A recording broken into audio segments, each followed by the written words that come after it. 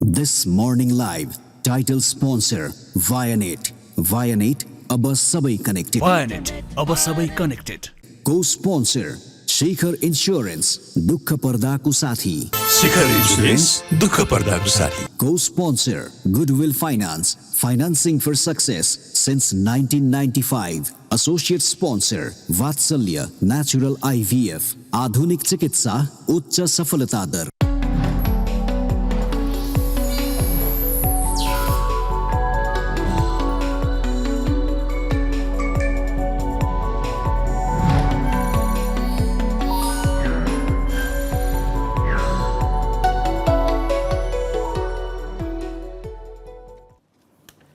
नमस्कार, सुप्रभात र वायनेट प्रेजेन्ट्स दिस मर्निङ लाइभमा यहाँहरूलाई धेरै धेरै स्वागत छ. Sadiksha, good morning and how are you? Good morning, Sarita Di. I am great. You're looking lovely. That neon is really suiting you. So, सबैजनाको पनि morning राम्रो बनाउनु हैन. हामी त रेडी भएर आइसक्यौं. बाहिर सूर्योदय भएको छैन, एटलिस्ट हाम्रो स्टुडियोमा भए पनि भयो भन्नु पर्ला. अनि आज सूर्योदयको कुरा गर्नु पर्दाखेरि सदिक्षा, बिहान 6:42 सूर्योदय हुनेछ भने साँझ 5:08 सूर्यास्त हुनेछ. हेर न, साताको मिड विक आज वेन्सडे भइ पनि सक्यो. यति छोटो दिन छ, के छ तिम्रो प्लान? धेरै छ दिदी, यति धेरै प्लान छ. So I am actually thinking कि कसरी अब यत्रो छोटो समयमा साँझ झपक्कै पर्नुभन्दा अगाडि कसरी काम भ्याउने, यो सबै क्यालेन्डरमा भएको भनेर सोचिरहेको छु. तर मलाई चाहिँ मनमा एक हिसाबले के लागेको थियो भन्दा अस्ति पानी परिसकेपछि चाहिँ एकदमै चिसो हुन्छ भनेर सोचेको, तर चिसो त खासै भएन छ भने जस्तो मेरो मनमा लागिरहेको थियो. तर आज बिहान 5 बजे उठ्नु परेपछि चाहिँ साँच्चीकै जाडो मौसम चाहिँ सुरु भइसकेछ है भने जस्तो लाग्यो. टेम्परेचर पनि हेर्नुहोस् न, 7 डिग्री सेल्सियस. सो नेपालमा काठमाडौँमा पनि हिउँ पर्छ कि भन्ने आशा लिइरहेको छु मैले. यो वर्ष चाहिँ हेरौँ है त के हुन्छ. साइडमा चाहिँ पक्कै पर्ला सदिक्षा हैन, काठमाडौँमै चाहिँ खै कुनी. तर तिमीले भन्यौ नै, तर काठमाडौँको एउटा रमाइलो के छ भने घाम लाग्न साथ न्यानो भइहाल्ने एकदमै हैन. अनि एकदम ब्युटिफुल वेदर छ. I am in love with काठमाडौँको वेदर भन्दाखेरि पनि फरक नपर्ला. तर तिमीले भन्यौ दिन झमक्क साँझ पर्ने कुरा गर्दाखेरि एउटा कुरा त साँझ पर्ने, अर्को कुरा फेरि स्ट्रिट लाइट कहिले पनि हुँदैन. हेर, हुन त विद्युतको कुरा गर्दा अस्ति भर्खरै हामीले अतिथि लिएर आएर कुरा गरेका थियौँ कि ओहो हाम्रो त विद्युत त हामी एक्सपोर्ट गर्छौँ, एकदमै एक्साइटेड भएका पनि थियौँ. र यत्रो घन्टा लोड सेडिङ झेलेर बसेको हामीहरूलाई अहिले नकन्भर्ट तिमी मजाले कपाल कर्ल गरेर काम आउन पाएको छौ, किनकि यो पनि एउटा लग्जरी जस्तो नै भइसकेको थियो हामीलाई हैन. तर अहिले आएर भने हिउँद सुरु भइसकेपछि अलिकति अब पानीको बहाव कम हुने हुनाले फेरि अलिकति विद्युतीय उत्पादन चाहिँ कम चाहिँ भएको छ सदिक्षा. अब त्यही त दिदी, कम हुँदा हुँदै अब त फेरि विद्युत आयात पनि गर्न थालिसकिएको छ अरे हैन. अब हामीले त्यही त कत्रो ठुलो कुरा गर्यौँ हैन. अब विद्युत बढी भइरहेको छ, हामी त निर्यात गर्न थाल्छौँ, एक्सपोर्ट गर्छौँ भनेर नभएको पनि होइन, भएको पनि थियो हैन. तर अहिले आएर अब अफकोर्स यो हिउँद मौसममा खोलाहरूमा नदीहरूमा पानी अलिकति कम हुने बित्तिकै अफकोर्स इलेक्ट्रिसिटी जेनेरेट गर्न त ड्रास्टिकली कम हुने भयो. तर हाम्रो रिजर्भमा भएकोले पनि अलिकति नपुग्ने रहेछ कि. राम्रो कुरा के भएको थियो भन्दाखेरि यो गत मङ्सिरमा चाहिँ जस्तो लगभग हामीले चाहिँ 600 मेगावाट उत्पादन चाहिँ बढी गरेका थियौँ. तर अफकोर्स कन्ज्युमर पनि त धमाधम बढी नै राखेका छन्. हरेक घरमा पनि कन्ज्युमर बढेको हुनाले चाहिँ त्यति नै खपत पनि गर्ने सङ्ख्या पनि बढेको रहेछ. So we're again back to square one. एकदमै होइन. अब यस्तो छ, ब्याक टु स्क्वायर वान पनि भयो. तर ओभरअल हेर्दाखेरि पहिलाभन्दा हाम्रो धेरै राम्रो भएको पनि छ, हाम्रो विद्युत उत्पादन राम्ररी बढेको पनि छ.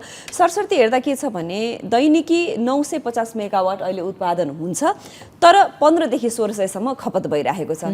त्यसले गर्दा पनि हो. र फेरि अब यो चाहिँ अहिले अस्ति हामीले एक्सपोर्ट गर्न थाल्यौँ भन्दा एक्साइटेड भयौँ, अहिले फेरि इम्पोर्ट गर्नुपर्ने भयो भन्दा अलिकति भने जस्तो भए पनि ओभरअल हेर्नु पर्दाखेरि हाम्रो उत्पादन बढेको पनि छ, त्यही हिसाबले खपत बढेको पनि छ. र अब हिउँदमा फेरि वर्षायाममा फेरि हाम्रो धेरै भएर हामीले एक्सपोर्ट गर्न पनि मिल्छ. अहिलेलाई यो अब सर्टेन टाइमको लागि यो प्रोसेसै हो एउटा भनेर बुझेर अगाडि बढ्नुपर्छ. त्यसरी नै मान्नुपर्छ. अफकोर्स डेफिनेटली होपफुली यो रिजर्भमा गर्ने प्रक्रिया पनि राम्रोसँग होस् र आफूले उत्पादन गरेको, आफ्नै देशमा उत्पादन गरेको बिजुली चाहिँ हामीले आफै यहाँ खपत गर्न पाऊँ, एटलिस्ट हाम्रो लागि पुग्ने गरिकन चाहिँ बनाइयोस् हैन. अब यो हामीले मोस्टली इलेक्ट्रिसिटी पनि भारतलाई नै हैन एक्सपोर्ट गर्ने भनेर कुरा आइरहेको थियो, अरू विभिन्न कन्ट्री लगायत भारत. अब भारतको प्रसङ्ग कसरी अलिकति जोडिन आयो भन्दाखेरि जस्तो हाम्रो यो नेपालको लिपुलेख लिम्पियाधुरा होइन अनि कालापानी लगायतको यो क्षेत्रमा चाहिँ धेरै विवाद भइरहेको थियो। तर अब आएर चाहिँ अब नेपालकै हो यो क्षेत्रहरू इन्क्लुड गरिएको म्याप नै पनि संसदबाट पास भएर युज हुन थालिसकेको छ होइन। विभिन्न अफिसियल गभर्मेन्टको प्रोग्राम्सहरूमा लगायत पेपर वर्कहरूमा पनि। तर अब हामीले कलर ब्याक ट्युन त सुन्दै आएका छौँ होइन, जनसङ्ख्या त्यो गणना भइरहेको छ भन्ने हिसाबमा यसको यो एरियाहरूमा चाहिँ कसरी भइरहेको छ भन्ने एउटा इन्ट्रेस्टिङ न्युज आएको छ दिदी। एक्ज्याक्टली यो कस्तो भयो भने 1827मा चाहिँ ब्रिटिस सर्वेयरले नेपालको पश्चिमी सीमा कालापानीमा भएको त्यो चाहिँ काली नदीभन्दा उता चाहिँ नेपालको भूभाग पर्छ भनेर भनिएको थियो सदिक्षा।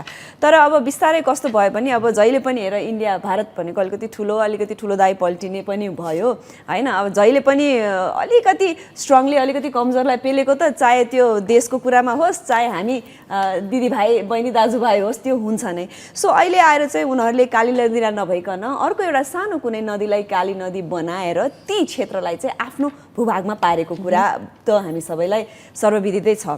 र अब यो नक्साको कुरा त अहिले हामीले नयाँ नक्सा बनाएर संसदमा पास भएर हामीले यो कुरा गरेका पनि थियौँ। तर अहिले आएर चाहिँ के भयो भने हामीले जुन यो मङ्सिर 9 गतेदेखि मतगणना गऱ्यौँ, तिमीले जुन कुरा गर्यौ त्यो मतगणना चाहिँ अब त्यो एरियामा कसरी गरिने त भन्ने हुँदाखेरि चाहिँ अब माथिबाट ड्रोनबाट घरहरू गनेर र घरहरूमा यति घरमा एस्टिमेट यतिजना बस्छन् भन्ने हिसाबले चाहिँ त्यहाँको पनि मतगणना गरिने भन्ने कुरा चाहिँ हामीले सेयर गरेको। ओके, सो यो गणना पछि हामी लाग्छौँ कोभिडको अपडेट यहाँलाई दिनका लागि। कोभिडको अपडेट PCR टेस्ट गर्नेहरूको सङ्ख्या चाहिँ कुलमा 11,810 जनाले PCR टेस्ट गर्नुभयो।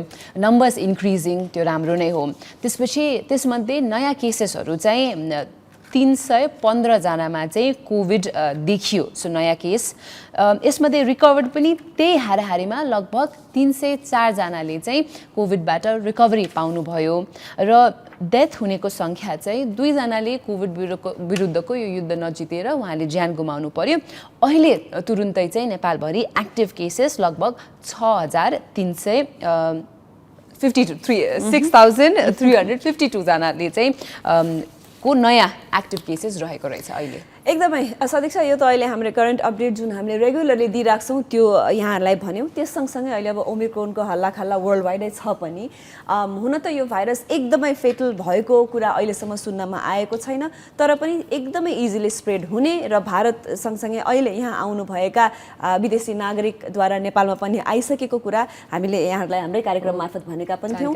फेरि पनि सचेत रहन, इन्फर्मड रहन र अलिकति प्रोएक्टिभ रहन सल्लाह दिँदै के ब्रेकको बेला भएको हो र सदिक्षा? हजुर, अब हामी ब्रेकमा जाँदैछौँ, कतै पनि नजानुहोला। वाइनेट प्रेजेन्ट्स ग्यालेक्सी दिस मर्निङ लाइभमा फेरि पुनः हामी 2 जनालाई जोइन गर्न आउनुहोला।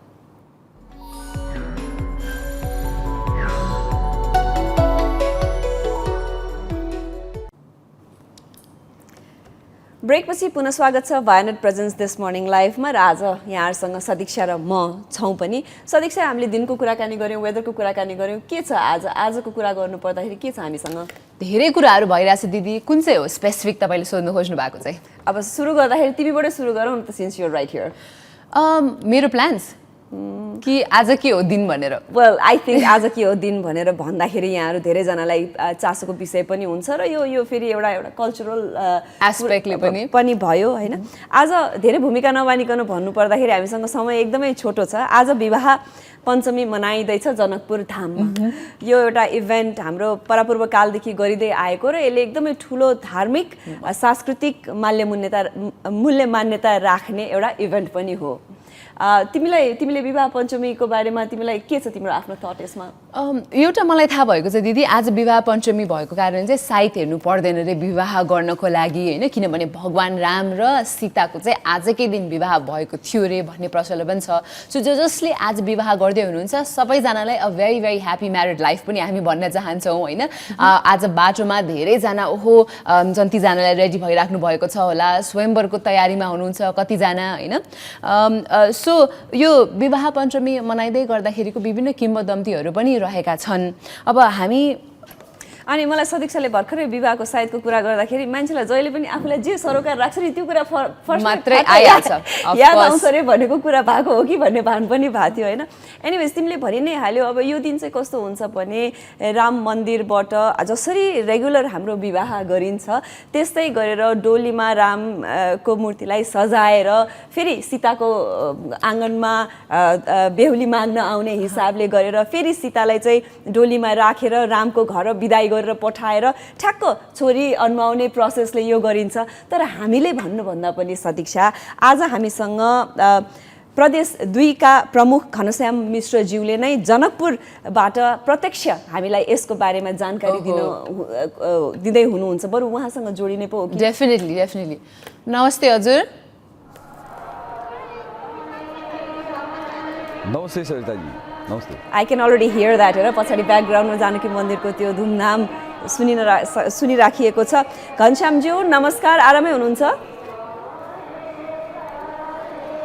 एकदम ठिक छु सरिताजी, एकदम आरामै छु। विवाह पश्चिमको रङ्गमा यति बेला हामी रङ्गिएका छौँ र जानकी मन्दिरको ठ्याक्क अगाडिपट्टि म पूर्वपट्टिको गेटमा छु सरिताजी। कस्तो छ त हजुर त्यहाँको माहौल? जस्तो आजको दिन त निकै नै विशेष पनि हुने गर्दछ त्यहाँ होइन। हामीले अब आवाजहरू सुनिरहेका छौँ, यहाँ त प्रत्यक्ष त्यही हुनुहुन्छ। वरिपरि यसो हेर्दाखेरि हामीलाई डिस्क्राइब गरिदिनुहोस् न त, त्यहाँ हामी यदि भएका भए हामीलाई कस्तो फिल हुन्थ्यो होला त भनेर। वास्तव सरिताजी यो दिन भनेको मिथिलाको लागि एकदमै महत्त्वपूर्ण दिन पनि हो र खास गरेर अवध र मिथिलाको चर्चा गर्दाखेरि त्रेताकालीन जब इतिहास सुरु हुन्छ, रामायणकालीन इतिहास सुरु हुन्छ, खास गरेर यो नौलखा मन्दिर, जानकी मन्दिर त्यति बेला 9 लाख रुपियाँमा बनेको मन्दिर हो। आजको दिनको एकदमै महत्त्वपूर्ण समय र यो साक्षीको रूपमा पनि लिने गरिन्छ। खास गरेर विवाहको उत्सवको रूपमा त्रेताकालमा भगवान राम र सीताको विवाह भएको दिनको रूपमा आजको दिनलाई पनि लिइन्छ र यति बेला अन्य वर्षको तुलनामा यसपालि चाहिँ निकै बढी सङ्ख्यामा श्रद्धालुहरू खास गरेर भारतका विभिन्न प्रान्तबाट, बिहार भनौँ, नालन्दा भनौँ, झारखण्ड भनौँ, अन्य स्थानबाट श्रद्धालुहरू आउनुभएको छ र यति बेला जानकी मन्दिर एकदम खचाखच भरिएको छ श्रद्धालु भक्तजनहरूबाट। आज स्वयंवर हुन्छ। पहिलो चरणमा स्वयंवर भनेको रङ्गभूमि मैदान 12 बिघामा हुन्छ, त्यसपछि राति विवाहको कार्यक्रम छ र जति पनि व्यक्ति हुनुहुन्छ यति बेला कोही फ्रेस हुँदै हुनुहुन्छ, मन्दिरमै बसेर दत्वन गरिराख्नु भएको छ, ब्रस गरिराख्नु भएको छ, कोही चाहिँ तयारी गरिराख्नु भएको छ विवाहमा सहभागी हुन, स्वयंवरमा सहभागी हुने। यति बेला सबैजना बिहानको जुन कर्म हुन्छ उहाँहरूले मन्दिर परिसरमै बसेर कोही तयारी हुँदै हुनुहुन्छ, कोही टिका लाउँदै हुनुहुन्छ, त कोही ब्रस गर्दै हुनुहुन्छ। सरिताजी के घनश्यामजी तपाईँले भर्खरै भन्नुभयो कि हामीसँग भारतबाट पनि भारतका विभिन्न प्रान्तबाट धेरैजना श्रद्धालु भक्तजनहरू आउनुभएको छ भनेर। अब एक्कासी यत्रो धेरैजनाको भक्तजनहरूको घुइँचो आउँदाखेरि हामीले सुरक्षा व्यवस्था कसरी मिलाएका छौँ? कस्तो छ त्यहाँको सुरक्षा व्यवस्थापन? सरिताजी म सुरक्षाको कुरा गर्नु पर्दैन। वास्तवमा आजको दिन मुख्य रूपमा लाखौँ व्यक्ति जनकपुरमा आउने गर्छन् र थोरै म तपाईँलाई दृश्यमा देखाउन चाहन्छु। सुमितलाई म थोरै सहयोग गरिदिन भन्छु र यति बेला हामी जानकी मन्दिरको ठ्याक्क अगाडिपट्टिको पूर्वपट्टिको गेटमा जहाँ नेपाल प्रहरी, सशस्त्र प्रहरीहरू चाहिँ ड्युटी गरिराख्नु भएको छ र प्रमुख जिल्लाधिकारी बन्धुप्रसाद वास्तोलासँग आज बिहानै पनि मेरो कुरा भएको थियो। उहाँसँग कुरा गर्दाखेरि थप कति बल छ, कति प्रहरी परिचालन गर्नेको छ भनेको विषयमा कुरा गर्दाखेरि उहाँले घनश्यामजी अन्य समयको तुलनामा धनुषाका प्रहरीहरू त छँदैछन्, थप 1500 गरिएको थियो, त्यसपछि फेरि 1500 बढाएर अन्य जिल्लाबाट थप प्रहरीलाई मगाएर जम्मा 3000 प्रहरी नेपाल प्रहरी र सशस्त्र प्रहरी थप गरिएको छ भने सादा पोसाकमा पनि व्यापक रूपमा प्रहरी परिचालन गरिएको छ। कारण एउटा सरिताजी के भनौँ भने विवाह पञ्चमीको बेलामा सबैभन्दा बढी यहाँ पाकेटमारहरू, चोरहरू समातिने हुन्छ, अन्य वर्षको पनि इतिहास रहेछ। त्यो कारणले गर्दा सादा पोसाकका प्रहरीहरू पनि निकै नै परिचालन गरिएको छ र यति बेला जनकपुर चाहिँ विवाह पञ्चमीको रङ्गमा चाहिँ रङ्गिएको अवस्था छ। यो कुरा सुन्दाखेरि अब धेरै सुरक्षित पनि महसुस गर्नुहुन्छ होला होइन?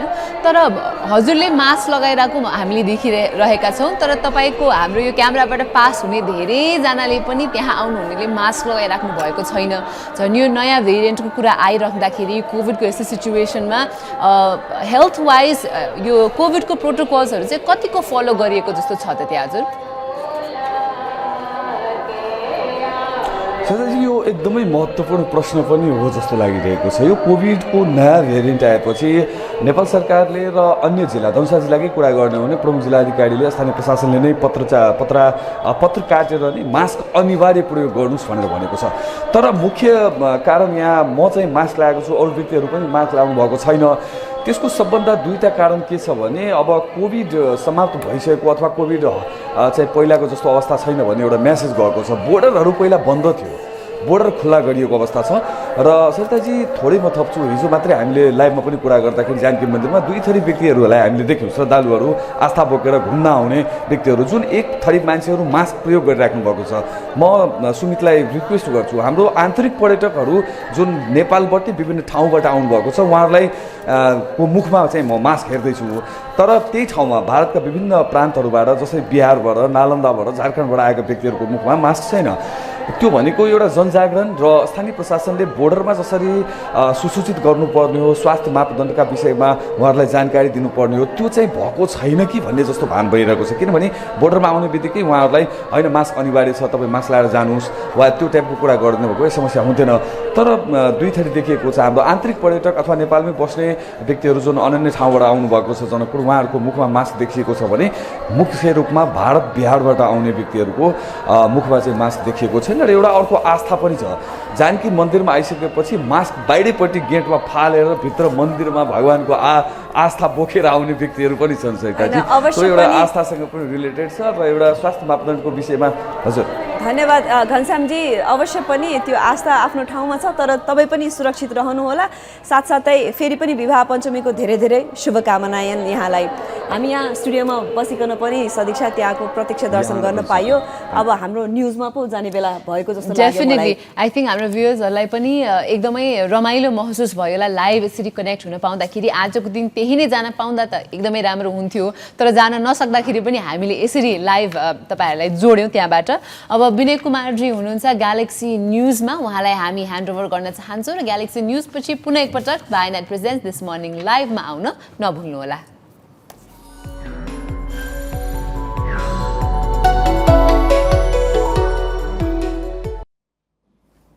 ग्यालेक्सी न्युजमा विनय कुमारलाई धन्यवाद दिँदै हामी फेरि वायनाड प्रेजेन्ट्स दिस मर्निङ लाइभमा आइसकेका छौँ। सदीक्षा, न्युजमा जानुभन्दा अगाडि आज हामीले हाम्रा अतिथि हुनुहुन्छ भनेर भनेका थियौँ। यदि भनेका थिएनौँ भने पनि हामीसँग आज हाम्रा अतिथि हुनुहुन्छ।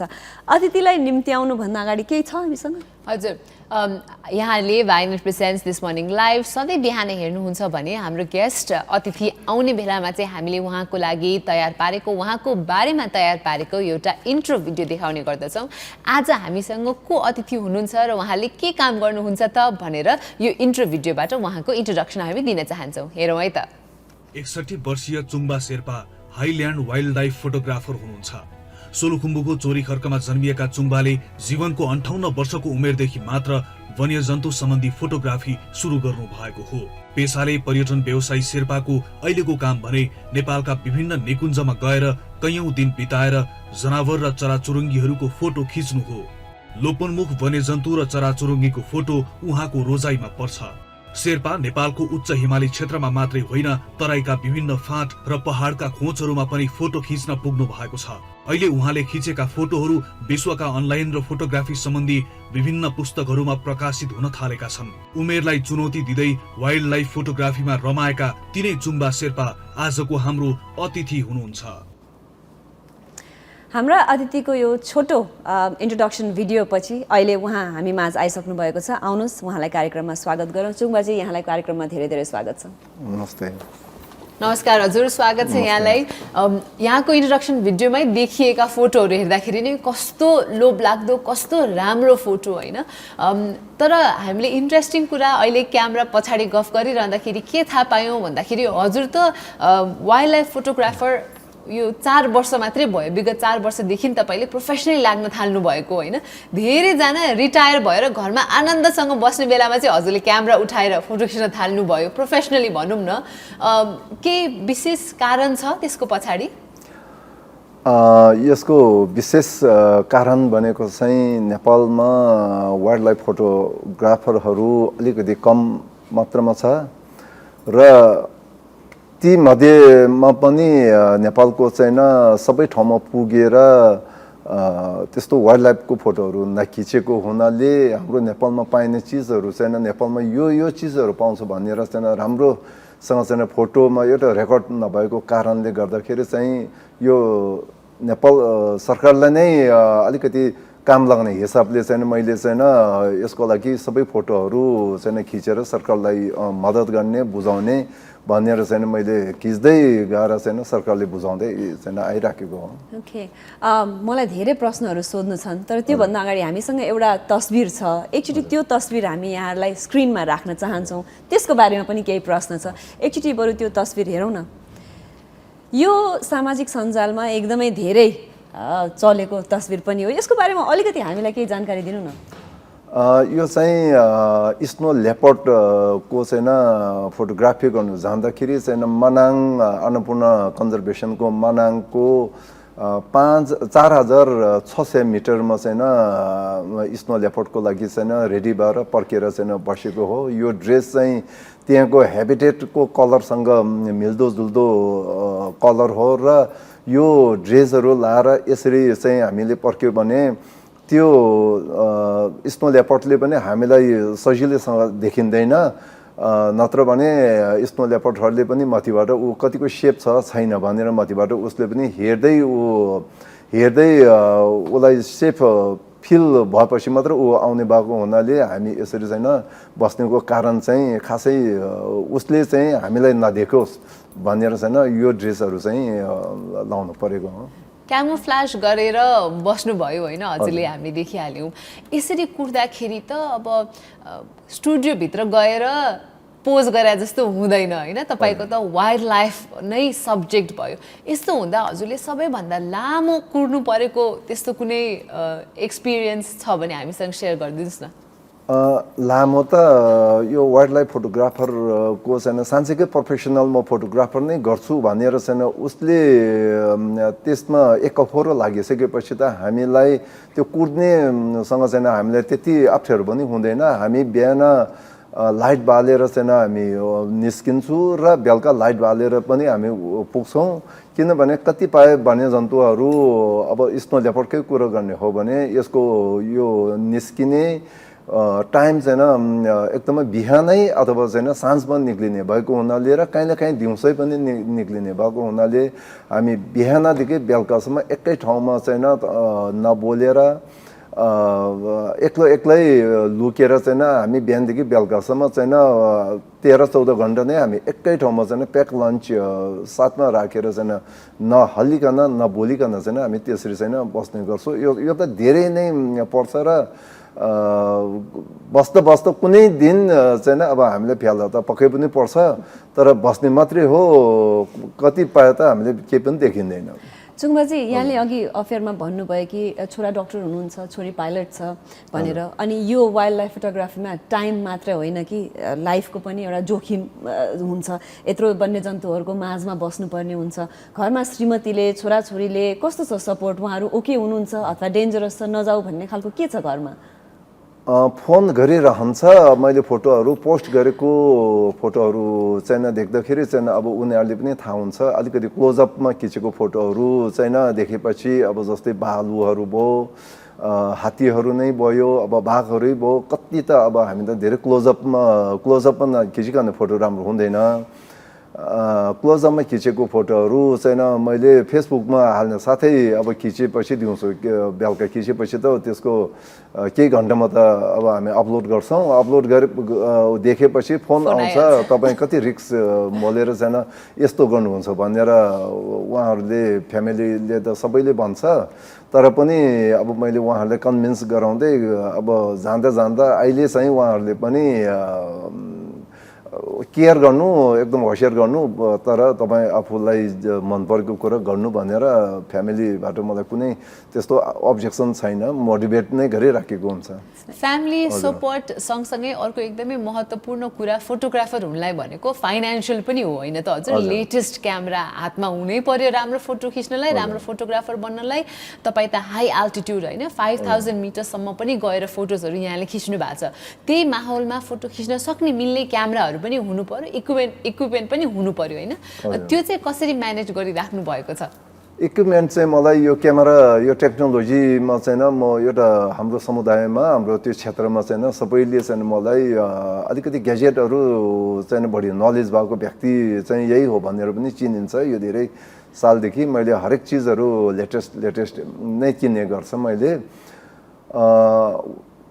इक्विपमेन्ट चाहिँ सबभन्दा लेटेस्ट अनि सबभन्दा महँगो नै मैले युज गर्छु।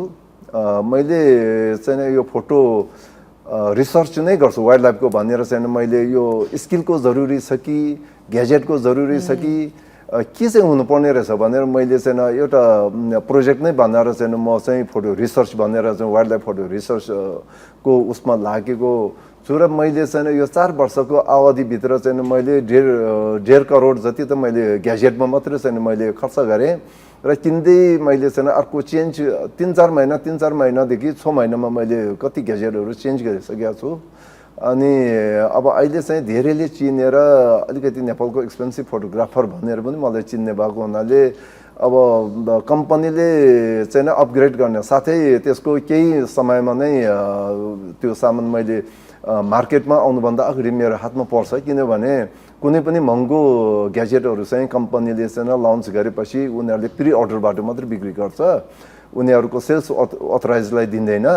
अनि म चाहिँ त्यो सेल्स अथराइजकोमा पुग्नुभन्दा अगाडि नै प्री अर्डरबाट नै मैले चाहिँ किन्ने चाहिँ गर्छु। यहाँ नेपालमा चाहिँ क्याननको अथराइज छ, मैले मेरो लेन्सहरू क्यानन अथराइजबाट नै थ्रु नै मैले प्री अर्डरमा किनेको हो। मेरो क्यामेरा बडीहरू सबै त्यसरी नै अरू अन्तर्राष्ट्रिय फोटोग्राफरहरूको चाहिँ ठुल्ठुलो चाहिँ फोटोग्राफरहरूको हातमा भन्दा मेरो हातमा नै त्यो ग्याजेटहरू अगाडि पर्छ। अब अलिक एक्सपेन्सिभ फोटोग्राफर भनेपछि यो ग्याजेट पनि चेन्ज गर्नु पर्ने च्यालेन्जिङ नै हुँदो रहेछ। त्यसले पनि गरिराखेको छु। अहिले पनि लेटेस्ट एउटा गरिरहेको छु। अब लन्च भएको केही अहिले मार्केटमा आइसकेको छैन, तर मैले अर्डर गरिसकेको छु। अब केही दिनमा अब नयाँ आइहाल्छ। चौङमाजी, तपाईँसँग यो कुराकानी हामी अवश्य पनि कन्टिन्यू नै गर्नेछौँ, तर अहिलेको लागि पनि एउटा छोटो ब्रेक लिने समय भइसकेको छ। कतै पनि नजानुहोला। वाइनेट प्रेजेन्ट्स ग्यालेक्सी दिस मर्निङ लाइभमा आजका हाम्रा गेस्ट अफ द डे चोङबा शेर्पासँगको कुराकानी सुन्नलाई पुनः ग्यालेक्सी 4K टेलिभिजनमा फिर्ता आउनुहोला।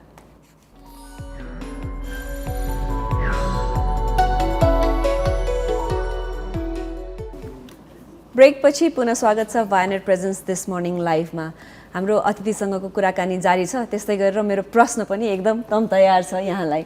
अघि हामीले कुरा गऱ्यौँ कि वाइल्ड लाइफ फोटोग्राफीमा धेरै ग्याजेट्सहरू इन्भल्भमेन्ट हुन्छ, पैसा त्यही हिसाबले खर्च गर्नु पर्यो। अब कसैलाई इन्ट्रेस्ट छ वाइल्ड लाइफ फोटोग्राफीमा, स्किल पनि छ, तर फाइनेन्सियल सपोर्ट अलि छैन भने उहाँले वाइल्ड लाइफ फोटोग्राफर बन्नलाई उहाँलाई सहज छ कि छैन? यो सहज छ। यो ग्याजेट एकदमै राम्रो हुनुपर्छ भने जरुरी छैन। ग्याजेट राम्रो बोक्नु भनेको एक किसिमले हामीले पनि एउटा राम्रो गाडी चढ्ने भने जस्तो नै हो। तर तपाईँको यो 3-4 लाख सम्मको इन्भेस्टमा चाहिँ राम्रो वाइल्ड लाइफको फोटोग्राफी चाहिँ गर्नु सकिन्छ।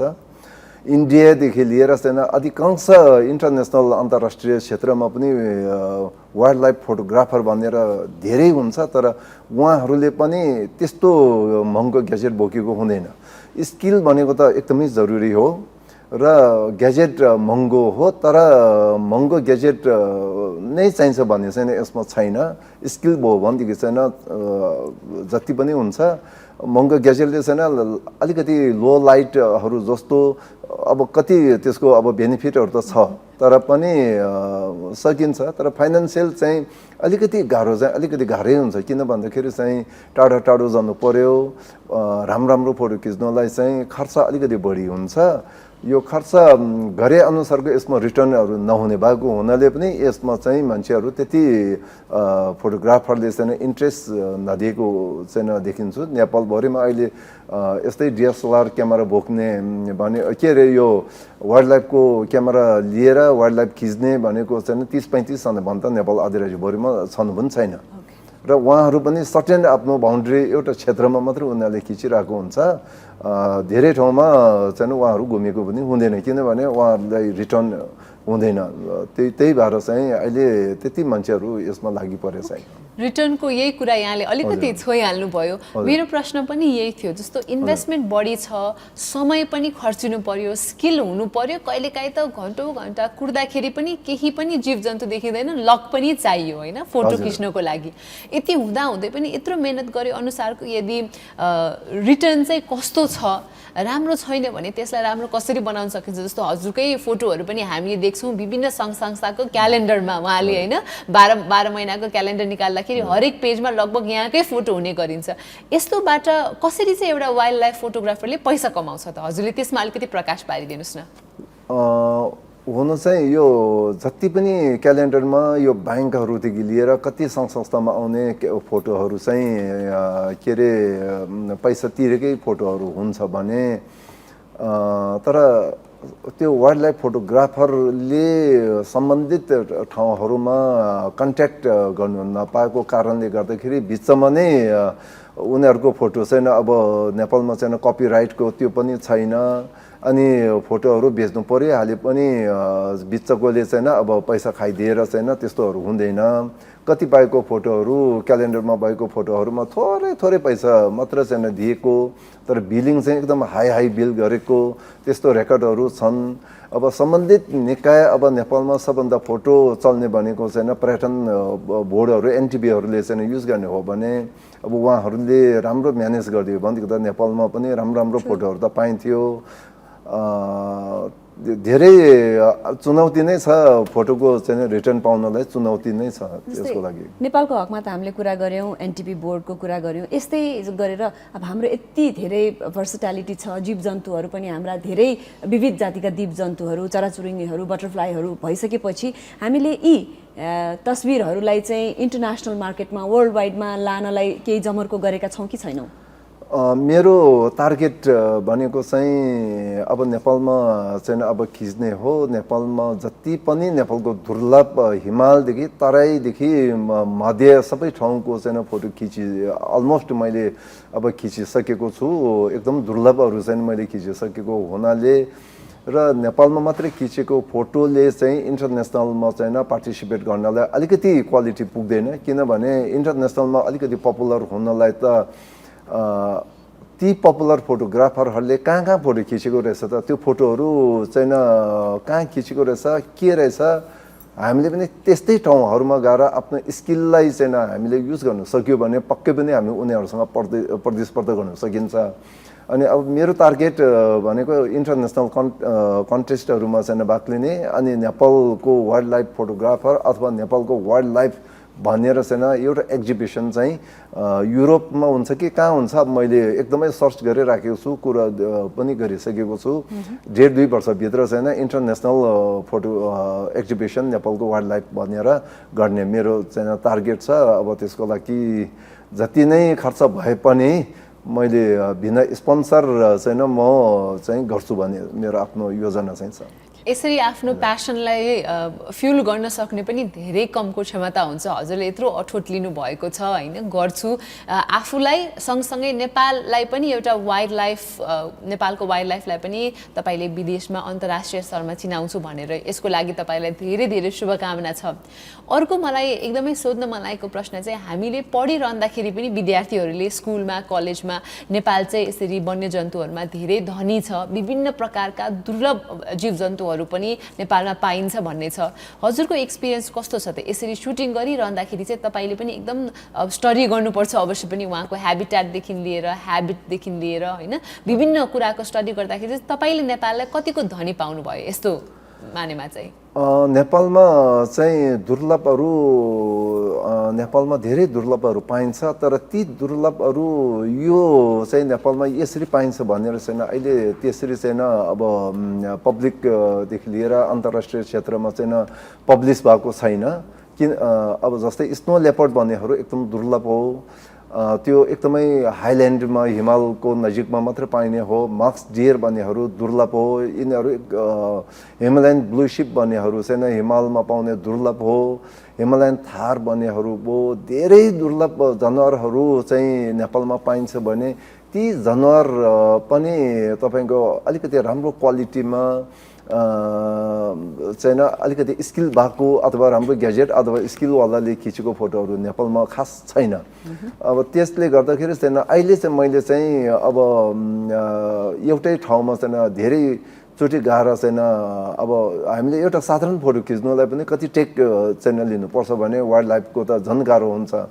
अनि हामी एक दुईचोटि जाँदैमा हाम्रो फोटो सक्सेस हुन्छ भन्ने पनि छैन। त्यसलाई एउटा क्वालिटीमा ल्याउनलाई चाहिँ त्यही हिमालमा पनि हामी कन्टिन्यू अब हामी गइराखेकै हुन्छ। नेपालमा धेरै दुर्लभहरू पाउँछ, तराईमा पनि त्यत्तिकै छ भने नेपाल वन्यजन्तुको अन्तर्राष्ट्रिय क्षेत्रमा चाहिँ एकदम पपुलर पाउने चाहिँ नेपालमा धेरै छ जस्तो मलाई लाग्छ। चुङबाजी, यसरी अहोरात्र खटिएर आफूले फोटो खिच्ने क्रममा आफूलाई एकदमै डर लागेको मोमेन्ट अथवा फोटो खिचिसकेपछि आफूलाई एकदमै मजा आएको मोमेन्ट त्यस्तो केही छ भने हामीलाई सेयर गरिदिनु। धेरै छ। मैले भर्दियामा चाहिँ तपाईँको मेरो गाडीलाई नै हात्तीले मेरो गाडीमै आएर मेरो गाडीको भित्र नै उसले त्यसको सुँड हालेर तर ड्यामेज चाहिँ गराएन। अनि हामी भागेर चाहिँ अब छेउमा लुकेर चाहिँ हामी लुकेर बस्नु सक्यो। अनि त्यसले झन्डै गाडीलाई पनि त्यसले ड्यामेज गर्ने अवस्थासम्म पनि पुग्यो।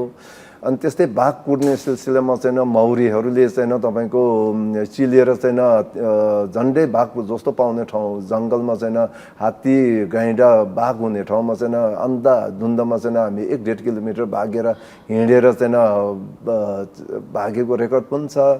बाघको चाहिँ ठ्याक्कै बाघहरू आइराखेकोसँग चाहिँ हाम्रो इन्काउन्टर पनि भएको छ।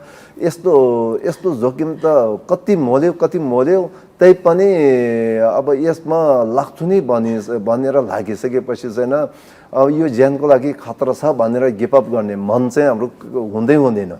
यसलाई अब झन् हाम्रो एक्सपिरियन्स बढ्यो, अब हामी यसरी जानुपर्छ भनेर चाहिँ त्यसले झन् मोटिभेट गरेको चाहिँ मलाई चाहिँ त्यो फिल हुन्छ। तर यसले चाहिँ सिधाइदिन्छ भने खालको मलाई त्यो फिल चाहिँ हुँदैन। नो रिस्क नो गेन भन्ने चाहिँ पक्कै पनि यो क्षेत्रमा तपाईँलाई चाहिँ एकदमै लागु हुन्छ जस्तो छ है सधैँ। त्यो म टिभीमै प्रष्ट भन्नु सक्छु कि अब जस्तै भर्दियामा जाँदा मेरो गाइड छ 3 गाइड छ, शुक्लाफान्टामा जाँदा मेरो गाइड 3 छ, चितवनमा जाँदा मेरो गाइड 3 छ। तर त्यो गाइडहरू अघि जान्नुलाई उहाँहरू गाह्रो मान्छ, डराउँछ। तर म जहिले पनि म अघि बढेको हुन्छु। क्यामराम्यान बनेपछि त अब क्यामराम्यान नै अघि बढ्नु पर्यो। त्यहाँको स्थानीय त्यहाँको गाइडहरू भन्दा पनि म नै अघि बढेर अलिकति नडराउने व्यक्तिमै चाहिँ पर्छु म चाहिँ। अब यो त टेलिभिजनमा भन्ने कुरा हो, त्यतिकै भन्नेहरू पनि भएन। एक्ज्याक्टली। तपाईँले जस्तो तपाईँको जुन प्यासन छ होइन, अहिले तपाईँसँग यहाँ कुरा गरिरहँदाखेरि हामी दुवैजनाले पनि त्यो एक्सपिरियन्स गर्न सकिरहेका छौँ, फिल गर्न सकिरहेको छ तपाईँ कति प्यासनेट हुनुहुन्छ यो क्षेत्रको लागि भनेर। किनभने तपाईँले धेरै वर्ष टुरिज्म सेक्टरमा पनि बिताउनु भयो होइन, विभिन्न एयरलाइन्सको स्टेसन म्यानेजर भएर काम गर्नुभयो, त्यसपछि आफ्नै रिजोर्ट पनि चलाउनु भएको छ होइन, टुरिज्म व्यवसाय पनि हुनुहुन्छ। त्यो भइसकेपछि अघि मैले भन्दा चाहिँ रिटायर हुने बेलामा तपाईँले आफ्नो ट्रु कलिङ पाउनुभयो, जस्तै आफ्नो प्यासन पाउनुभयो। त्यसै कारणले जति अप्ठ्यारो गाह्रो साह्रो परे पनि र ज्यानकै जोखिम भए पनि तपाईँ यसरी अघि बढेर लागिराख्नु भएको छ होइन। यो त हामीले अहिले कुराकानी गरेर पनि थाहा पायौँ। अब तपाईँको फ्युचर प्लान चाहिँ के छ त? अब अहिले त हामीसँग यहाँ काठमाडौँमै हुनुहुन्छ, तर अब छिट्टै जाडो मौसममा फेरि स्नो लेपर्डहरूको खिच्नलाई बाहिर निस्किनु पर्ने हो कि कतातिर घुमफिर छ यहाँको, कतातिर फोटो खिच्नलाई अघि बढ्दै हुनुहुन्छ? अब मेरो प्लान चाहिँ स्नो लेपर्डमा नै छ। मैले स्नो लेपर्डहरू पहिले पनि खिचिसकेको छु भने यो फोटो हामीले जति खिचे पनि पुग्दैन, किनभने त्यसको पोज, त्यसको डाइरेक्सन, त्यसको लाइट, त्यसको हेबिटेट जहिले पनि फरक किसिमले मात्र हामीले खिच्नु पाउने भएको हुनाले चाहिँ अब फेरि स्नो लेपर्डमा नै म जान्छु। त्यसपछि गएर चाहिँ अब मेरो तन्जानियातिर, अफ्रिकातिरदेखि लिएर इन्डियादेखि लिएर अहिलेसम्म चाहिँ म बाहिर गएको छैन। किन गएको छैन भन्दाखेरि चाहिँ पहिले नेपालमा भएको नेपालको दुर्लभ जति सबै खिचिसकौँ र चाहिँ अनि सरकारले पनि यसले नेपालको सबै खिच्यो भन्ने किसिमको सरकारले पनि एउटा इन्फर्मेसन चाहिँ दिइसकेपछि मात्र चाहिँ बाहिर जाउँ, बाहिरको खिचौँ। नत्र बाहिर खिचेर ल्यायो भने अगाडि गयो भनेदेखि चाहिँ यसले बाहिर खिचेको फोटोहरू हो पनि भन्नु सक्ने भएको हुनाले मैले चाहिँ पहिले नेपालको चाहिँ खिचिसक्ने त्यो पब्लिस गरिसकेपछि मात्र चाहिँ अनि त्यहाँबाट विदेशमा गएर खिचेर नेपाल विदेश कम्बिनेसन फोटोले चाहिँ अन्तर्राष्ट्रिय एक्जिबिसनहरू गर्ने मेरो प्लान चाहिँ अब यो छ। एकदमै यहाँका 2-3टा कुराहरू हामीले पनि एज एन एक्जाम्पल लिन सक्यौँ। एउटा कुरा त आफ्नो प्यासनलाई फलो गर्नलाई केही चिजले रोक्दैन भन्ने कुरा यहाँले हामी सबैलाई एउटा एक्जाम्पलकै रूपमा पनि लिनुभएको छ। अर्को कुरा युवा जमात जसलाई wild photography as a career अगाडि लान मन छ भने आफ्नो सबै एक्सपिरियन्स थ्रु उहाँहरूलाई केही भन्न चाहनुहुन्छ भने प्लिज एकचोटि भनिदिनु न। मेरो उद्देश्य भनेको चाहिँ अन्तिममा गएर चाहिँ आउने जेनेरेसनको लागि चाहिँ फोटोग्राफी वाइल्ड लाइफ फोटोग्राफी सिकाउने, पैसा नलिकन मैले जति सक्दो मैले मेरो स्किल चाहिँ उहाँहरूले सेयर गर्ने। किनभने अब म त अब 61 पुगिसकेर अब मैले त के नै पो गर्नु छ र, अब मेरो त फ्युचर भन्ने त अब रहेन नि त। करियर स्टार्ट हुँदैछ। अब यो चाहिँ सुरु भयो तर अब यो पनि कति दिन पो सक्ला र, कति समय सक्ला र, तर मेरो आफ्नो स्किललाई चाहिँ आउने कमर्सलाई चाहिँ सिकाउने। किनभने वाइल्ड लाइफ फोटोग्राफर एकदम गाह्रो छ, यो गरिसकेपछि मात्रै थाहा हुन्छ। साँच्चीकै प्रोफेसनल फोटोग्राफरको लागि यो एकदमै गाह्रो छ, यो सिक्नुलाई धेरै गाह्रो छ। मैले त म्याक्सिमम खर्च गरेर अनलाइन क्लास रात दिन गरेर चाहिँ मैले सिक्दै प्र्याक्टिस चाहिँ 1 वर्षमा चाहिँ म झन्डै 8 महिना 9 महिना त म बाहिर नै हुन्छु। त्यसरी गर्दा गर्दा अहिले म अलिकति स्किल फोटोग्राफरमै पर्छु। मेरो नलेज चाहिँ आउने कमर्सहरूलाई चाहिँ मैले अब जुमबाट हुन्छ कि मैले के गरेर हुन्छ मैले उहाँहरूलाई सिकाउने र अहिलेसम्ममा पनि मैले धेरैलाई मैले सिकाइसकेको छु। धेरैको क्यामेराहरू मैले मास्टर सेटिङहरू चाहिँ मैले गरिदिएको छु र अब आउने दिनमा अब मैले यही गर्ने हो र मेरो फेसबुक र मेरो मेरो फेसबुकको पेजमा अनि मेरो फेसबुकहरूमा चाहिँ मलाई सोध्ने मेसेज गर्ने पनि म्याक्सिमम मेरो फलोवर्सहरूले चाहिँ गर्छ। अनि मैले उहाँहरूलाई चाहिँ एकदम राम्रै उहाँहरूलाई जानकारीहरू दिन्छु, सिकाउँछु। मैले जाने बुझेको चाहिँ म सिकाउने हो। धेरै धेरै धन्यवाद चङमाजी, यहाँ आइदिनु भयो, आज हामीसँग कुराकानी गरिदिनु भयो। यहाँको एक्सपिरियन्स सुनेर पनि धेरैजना मोटिभेट हुनुभयो होला भन्ने हामीले आशा पनि लिएका छौँ। तपाईँको प्यासन हामी आफैले महसुस गर्न पाउँदा हामी पनि एनर्जाइज भएका छौँ होइन। आज बिहान बिहान तपाईँको फ्युचर एन्डेभर्सहरूको लागि पनि हामी धेरै धेरै शुभकामना भन्न चाहन्छौँ। यहाँको पनि नेपाली वाइल्ड लाइफ फोटोग्राफरको अन्तर्राष्ट्रिय लेभलमा अन्तर्राष्ट्रिय स्तरको फोटोग्राफी एक्जिबिसन भयो भनेर हामीले छिट्टै सुन्न पाऊँ, हेर्न पाऊँ। यहाँलाई धेरै धेरै शुभकामनाका साथ धन्यवाद। धन्यवाद ग्यालेक्सी 4K टेलिभिजनले चाहिँ मलाई बोलाउनु भएर चाहिँ मेरो 2 शब्द मलाई बोल्न मौका दिनु भएकोमा धेरै धेरै धन्यवाद। धन्यवाद। र कुराकानी गर्दा गर्दै एउटा छोटो ब्रेक लिने बेला भएको छ। फेरि पनि सुरक्षित रहनु होला, अगाडि बढ्नु होला, हामी एकदम गर्व गर्न पाऊँ। अहिलेलाई भने कुराकानी गर्दा गर्दा एउटा छोटो ब्रेकको समय भएको छ। ब्रेकपछि पुनः हामी यहाँ साथ आउने नै छौँ। अहिलेलाई छोटो ब्रेक।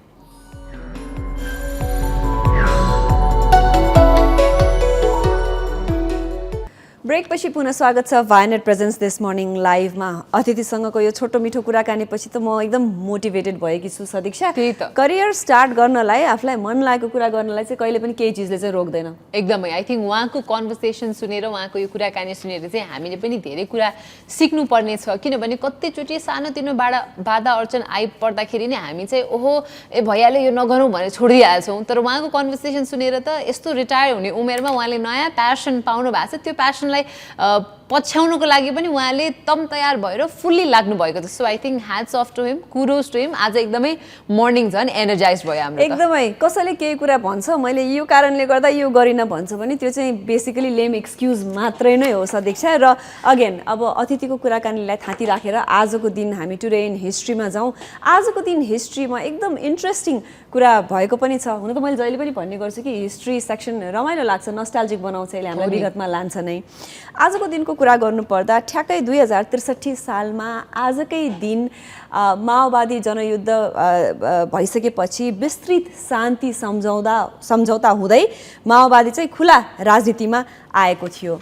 यो एउटा राम्रो कुरा नै भन्नु पर्यो। त्यतिखेर त्रिपक्षीय, यानि कि सरकार पक्ष, त्यतिखेर माओवादीको पक्ष र त्यस्तै गरेर राष्ट्रसङ्घका प्रतिनिधि, यी तीनजना बसेर चाहिँ एउटा शान्ति सम्झौता हस्ताक्षर गरेर त्यसपछि माओवादी चाहिँ खुला राजनीतिमा आएको दिन थियो सदीक्षा। आजकै दिन डेफिनेटली दिदी हतियार र सेना व्यवस्थापनको अनुगमन सम्झौता पनि भएको थियो, जसले गर्दाखेरि चाहिँ नेपाली जनमानसमा पनि एक हिसाबले चाहिँ एकदमै राम्रो आशा पनि पलाएको थियो।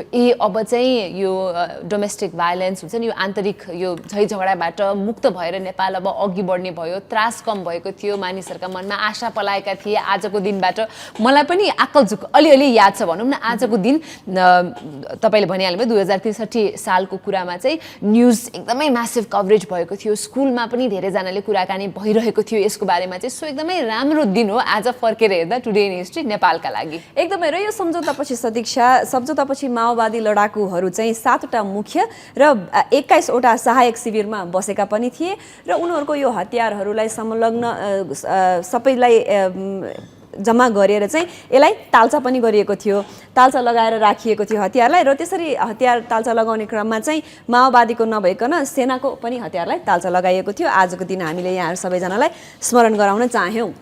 राम्रो कुरापछि अलिकति नराम्रो कुरा आज टुडे इन हिस्ट्री चाहिँ म्युजिक लभर्सहरू, जस बिटल्स ब्यान्डका स्पेसली भनौँ न, फलोवर्सहरू, फ्यान्सका लागि चाहिँ आजको दिन दुःखद घटना एउटा घटेको थियो। म्युजिकल स्टार जन लेननको चाहिँ हत्या आजकै दिन भएको थियो। उहाँलाई चाहिँ गोली हानेर फ्यानले नै मार्नु भएको थियो। सो अलिकति यो विडम्बना होइन, धेरै माया गर्दाखेरि पनि कहिलेकाहीँ त्यो मायाको रूप नै भयानक हुन्छ भनेको चाहिँ यस्तै हुन गयो। आजकै दिन 1980 AD-मा चाहिँ जन लेनन गट शट अनि उहाँको मृत्यु भएको थियो। तिमीले भनि नै हाल्यो सदीक्षा, उहाँका फ्यान भनौँ न, उहाँ अब अब्सेस्ड भन्नु पर्यो यो हिसाब, यो कुरामा चाहिँ मार्क डेभिड च्यापम्यान भन्नेले चाहिँ उहाँलाई सुट गर्नुभएको थियो 1980-मा। उहाँ त्यतिखेर जन लेनन जम्मा 40 वर्षको हुनुहुन्थ्यो। बिटल्समै पनि एकदमै इन्टलेक्चुअल, एकदमै राम्रो, एकदमै खतरा भनेर चिन्नुहुन्थ्यो उहाँ। त्यस्तै गरेर उहाँको इमेजिन भन्ने सङ त हामी सबैजनालाई नै राम्रो लाग्ने पनि थियो। उहाँलाई आज हामीले सम्झिन चाह्यौँ। कहिलेकाहीँ एकदम पपुलर हुनुको पनि दुई पाटा चाहिँ पक्कै पनि हुन्छ। एकदमै दिदी, I think there is always two sides to a story होइन। उहाँले चाहिँ क्लोज एन्काउन्टरमा आई थिङ्क .38 क्यालिबरको रिभल्भरले झन्डै 4 चोटि गोली हान्नु भएको थियो। हस्पिटलसम्म लग्दा लग्दै उहाँको मृत्यु पनि भएको थियो जन लेननको। अनि यहाँले भनिहाल्नु भयो मर्ने बेलामा उहाँको उमेर 40 वर्ष मात्रै थियो। त्यो हुँदाखेरि चाहिँ अब यस्तो छोटो समयमा उहाँले यस्तो पपुलारिटी पाउनु भएको थियो, यस्तो रेभोल्युसनाइज गर्नुभएको थियो म्युजिकलाई भने उहाँ अझै लामो समय बाँच्नु भएको थियो भने इमेजिन जस्ता अथवा त्योभन्दा पनि ठुलो हिट सायद हामीले पाउँथ्यौँ किन। तर म्युजिक हिस्ट्रीमै पनि बिटल्स अहिलेसम्म एकदमै चिरपरिचित पपुलर पनि हो। आजको दिन हिस्ट्रीले हामीलाई जन लेननलाई सम्झायो पनि, यो दुःखद क्षणलाई पनि सम्झायो। तर हामीसँग एउटा ठुलो मेन सेक्सन, स्पोर्ट्स सेक्सन बाँकी नै छ। त्योभन्दा अगाडि एउटा ब्रेकको टाइम पो भएको हो कि सदीक्षा? अवश्य पनि ब्रेकको टाइम भएको छ। टिएमएल स्पोर्ट्स लिएर यो ब्रेकपछि हामी हाजिर हुने नै छौँ। तर अहिलेको लागि वाइनेट प्रेजेन्ट्स ग्यालेक्सी दिस मर्निङ लाइभमा पालो भएको छ छोटो ब्रेकको।